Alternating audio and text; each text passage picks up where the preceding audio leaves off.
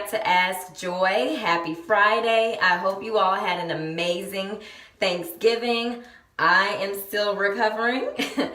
And I am Joy M. Hutton, founder and principal consultant of Joy of Consulting, where we help companies with their organizational structure through training and development and process optimization. The purpose of the hashtag AskJoy series is to answer your most pressing business questions. So if you do have a question, send them to hello@joyofconsulting.com or inbox me. Okay, so today we actually have a bonus question. The bonus question today is from my fellow Fuqua fam. Go Blue Devils. All right, this is from Yannick, and he says, Joy, what does the M in your name stand for? You don't ever mention it. Is it a name you don't like? Okay, Yannick. So the M stands for middle name. You thought I was going to be giving you my middle name out here in these streets. No. And mommy, if you're watching and anyone else that is close to me, don't you dare put it in the comments because it will be deleted. Okay? All right. I'm not that fond of my middle name, but I do think using it in my title makes it a stronger and more distinguished name. I'm trying to be fancy. So let me be great, Yannick. Okay? All right, so on to our question. We have a question from Amy in Las Vegas. And in the spirit of gearing up for the holidays and rounding out the year, this is a great question. So she asked, how do you avoid small business burnout? Woo, I'm tired right now. Okay, so a lot of entrepreneurs are guilty of this, including myself, because we have to learn how to pump the brakes sometimes, and sometimes we don't know how.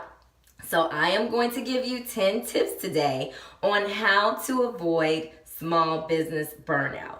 And avoiding burnout is really about protecting your time, focusing on your priorities, and taking breaks so you can come back refreshed and rejuvenated and focus on really what's important to you. And it does take a conscious effort and a little work, but it can be done. And when you do it, it reduces a lot of stress. Okay? All right, so let's get started.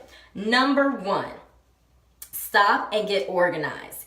If you don't have control of your day-to-day operations, it can be a major source of stress. When you're working and you are overwhelmed with the task at hand that you have to do, disorganization is nothing more than a distraction. So get your files, computer, desk, everything in order so that you can focus on the task at hand. Okay? All right, number 2, establish priorities based on your goals. So rather than focus on your to-do list, which always makes me feel more accomplished, focus on prioritizing your day based on the actions needed to achieve your business goals. Okay, so when I say that, don't be fixated on all the tasks that you have, because sometimes I just write tasks on my task list just so I can feel like I did something. Waste of time. Really focus on getting things done that are aligned with your business goals. And you don't need to do everything at once. So when you're looking at those goals, pick your top 1 to 3 priorities and really focus on putting those things in buckets, okay? So if you're doing something for quarter 1, for example, if this is an annual goal, really focus on what's really important. Okay, number 3, that was number 2, by the way. Number 3, stop multitasking, okay? Chewing gum and walking is multitasking, but that's something that you automatically do. Answering emails while you're on a client call, that's very inefficient. You might miss important information, so please don't do that. Number 4, delegate. Entrepreneurs are notorious for doing it all. I'm guilty. I want to do it all. We want to maintain control, everything, but you have to know when to let things go and delegate specific tasks to your employees or contractors, or get a virtual assistant. They come in handy. So really really focus on delegating certain tasks because it will be a stress reducer, okay? And it's really efficient, okay? I do a workshop on delegating, and you can also find an article that I wrote on Facebook and LinkedIn. All right. Number 5, keep yourself healthy. You are the head and tail of your business, and so it is crucial that your health is on par.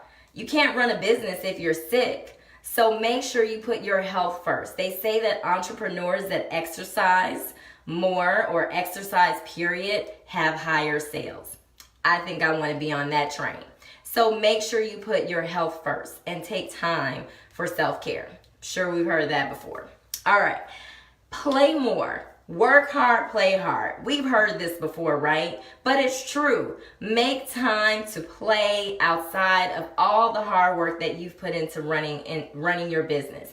Take time outside of the house or outside of the office and be social, says the introvert. But it's true. You have to interact with people.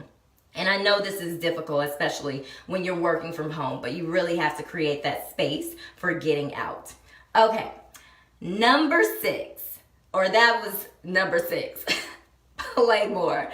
Number 7, take weekends off. I know this is hard, trust me, because I find myself looking at email and wanting to return phone calls, but take weekends off. And more importantly, set a scheduled work hours for yourself, because you will find yourself working at 1 o'clock in the morning, 4 o'clock in the afternoon. I mean, you're all over the place. And if you work better at night, then block out that time to work.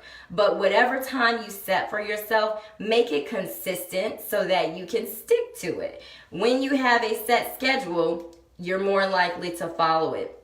And it's okay if it changes, but at least you have set some boundaries for yourself, okay? And that means that when the day is done, you're done. That's email included. All right.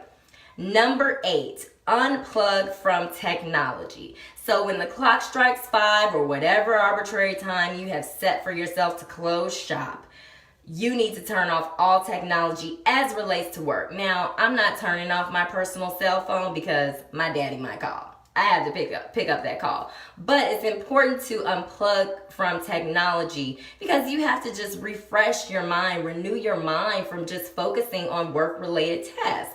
So take a break. And what I do, actually, I forward all my business calls to voicemail. So my business line, it goes straight to voicemail. And if I have a client call, I maintain control and I call them. And any voicemails that are left, I return those calls the next day. So you have to figure out how to set boundaries for yourself, because my phone ringing off the hook all day is such a distraction. So keep that in mind. Also, I set a specific time of day to check email in the morning and in the evening, and it works wonders. All right, now social media, that's a work in progress. I'm working on that. So know your stressors. That's number 9.